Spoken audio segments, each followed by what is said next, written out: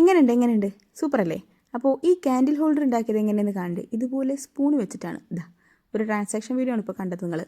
Editing ചെറുതായി പാളിപ്പോയിട്ടുണ്ട്, എന്നാൽ എങ്ങനെയുണ്ട് എന്ന് കമൻറ്റ് ചെയ്യുക. അപ്പോൾ സ്പൂണിൽ ഇതുപോലെ ഗോൾഡൻ കളർ പെയിൻ്റൊക്കെ കൊടുത്തിട്ട് ഒന്ന് ഡ്രൈ ആക്കാൻ വെക്കുക. ഒരു കാർഡ്ബോർഡ് പീസ് ഇതുപോലെ വട്ടത്തിൽ മുറിച്ചെടുത്തിട്ട് നമ്മൾ പെയിൻറ്റ് കൊടുത്ത സ്പൂണൊക്കെ അല്ലേ കട്ട് ചെയ്തിട്ട് ഇതുപോലെ ഒട്ടിച്ചു കൊടുക്കുക.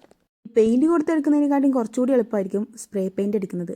ഇതുപോലെ സ്പൂണുകളൊക്കെ വെട്ടിയെടുത്ത് ഒട്ടിച്ചതിന് ശേഷം മൊത്തത്തിലൊന്ന് സ്പ്രേ പെയിൻറ്റ് അടിച്ചെടുക്കുകയാണെന്നുണ്ടെങ്കിൽ കുറച്ചുകൂടി ഈസി ആയിരിക്കും. എൻ്റെ കയ്യിൽ സ്പ്രേ പെയിൻറ്റ് ഇല്ലാത്തതുകൊണ്ടാണ് കയ്യിലുള്ളത് വെച്ചിട്ട് ഞാൻ ഇപ്പോൾ ഇത് ചെയ്യുന്നത്. സ്പൂൺ ഒട്ടിക്കുമ്പോൾ ശ്രദ്ധിക്കേണ്ടത് എന്താ വെച്ചാൽ ഇങ്ങനെ ഒന്നിച്ച് നിരനിരയായിട്ട് ഒട്ടിച്ചു കൊടുക്കുക. ഒന്ന് ഒട്ടിച്ചിട്ട് അതിൻ്റെ മേലോട്ടായിട്ട് വേറൊന്ന് ഒട്ടിച്ചു കൊടുക്കുകയാണെന്നുണ്ടെങ്കിൽ അട്ടർ ഫ്ലോപ്പ് ആയിരിക്കും, ഒന്നും ഭംഗിയുണ്ടായിരിക്കില്ല. അപ്പോൾ ഗ്യാപ്പ് ഇട്ടിട്ട്, അതായത് ഒരുപാട് ഗ്യാപ്പ് ഇടണ്ട, ഒരുമിച്ച് നിരനിരയായിട്ട് എന്ത് ചെയ്യുക, ഓരോരോ സ്പൂണായിട്ട് ഒട്ടിച്ചു കൊടുക്കുക. എന്നിട്ട് അതിൻ്റെ മേൽഭാഗത്ത് ഇതുപോലെ കവർ ചെയ്യുമ്പോൾ ആ സ്പൂണിൻ്റെയൊക്കെ സെൻറ്റർ ഭാഗത്ത് വേറൊരു സ്പൂൺ വെച്ചിട്ട് അങ്ങനെ നിരനിരയായിട്ട് അവിടെയും ഒട്ടിച്ചു കൊടുക്കുക. അപ്പോൾ നമുക്ക് ഇതുപോലൊരു ഫൈനൽ ലുക്ക് കിട്ടും.